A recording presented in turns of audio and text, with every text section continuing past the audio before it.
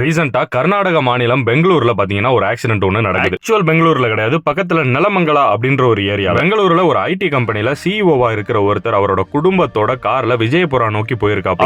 அவர் குடும்பத்தோட கிட்டத்தட்ட 6 பேரோட அந்த கார்ல பயணம் செஞ்சுட்டு இருக்கும்போது வழியில ஒரு அசம்பாவிதம் நடந்துருது. ஒரு கண்டெய்னர் ட்ரக் முன்னாடி போன கார் பிரேக் போட்டதால கண்ட்ரோலை இழந்து பாத்தீங்கன்னா அப்செட் ஆயிருக்கு. அந்த நேரத்துல அந்த கண்டெய்னர் ட்ரக்குக்கு ரைட் சைடுல சிஇஓ சந்திரம் எகபகலோட கார் போயிட்டு இருந்திருக்கு. அப்போ அந்த கண்டெய்னர் ட்ரக் முழுசா அந்த கார் மேல விழுந்துருக்கு. அந்த கண்டெய்னருக்குள்ள அலுமினியம் மெட்டல்ஸ் எல்லாம் இருந்திருக்கு. கிட்டத்தட்ட 20-25 டன் அந்த வெயிட் இருந்திருக்கு. அந்த வெயிட் மொத்தமா அந்த கார் மேல அப்படியே இம்பாக்ட் ஆனோனே அந்த கார் நசுங்கி பாத்தீங்கன்னா உள்ள 6 பேருமே இறந்து போயிடுறாங்க. கண்ணிமிக்கிற நேரத்துல ஒரு குடும்பமே ஒரு 4-வேவோ இல்ல 6-வேவோ இருக்குன்னா ட்ரக் இந்த லைன்ல தான் போகணும், கார் இந்த லைன்ல தான் போகணும், பைக்ஸ் இந்த லைன்ல தான் போகணும். என்னதான் விதிமுறைகள் இருந்தாலும் யாரும் அதை ஃபாலோ பண்றது இல்ல. இது முழுக்க அலட்சியத்தால நடந்த ஒரு உயிர் பலி. இதுல போயிட்டு நிறைய பேர் என்னடா சேஃபஸ்ட் கார்னு சொல்லிக்கிட்டு இருந்தீங்க, உங்க வாழ்வே இப்ப நசுங்கிருச்சு அப்படின்னு சொல்லி அதை ட்ரோல் பண்ணிட்டு இருக்காங்க. என்னதான் ஒரு காரை சேஃபா கொடுத்தாலும் எவ்வளவு ஸ்ட்ராங்கா பில்ட் பண்ணி இருந்தாலும் ஒரு 20 டன் வெயிட் சடனா இம்பாக்ட் ஆகும்போது அந்த கார் நசுங்க தாண்டா செய்யும். முதல்ல 3 பாயிண்ட் சீட் பெல்ட்டை கண்டுபிடிச்சவங்களே அவங்க தாண்டா. சேஃப்டியை பத்தி அவங்கள குறை சொல்லிட்டு இருக்கீங்களா? டே நியாயமாடா? அதை பத்தி நம்மளே ஒரு வீடியோ போட்டிருந்தோம். அந்த 3 பாயிண்ட் சீட் பெல்ட்டை கண்டுபிடிச்சு பேட்டன்ட் ஃப்ரீயா அறிவிச்சாப்ல. அதை கண்டுபிடிச்ச இன்ஜினியர் நில்ஸ் போர். எப்படி தெரியுமா இருக்கு? இந்த வடிவேல் காமெடியில ஒரு வாட்சை கொடுத்து இது சீக்கிரமா உடையாதுங்க அப்படின்னு அவன் தூக்கி ஒரு கல்லுல எரிஞ்சிட்டு எங்க உடஞ்சிருச்சு அப்படின்னு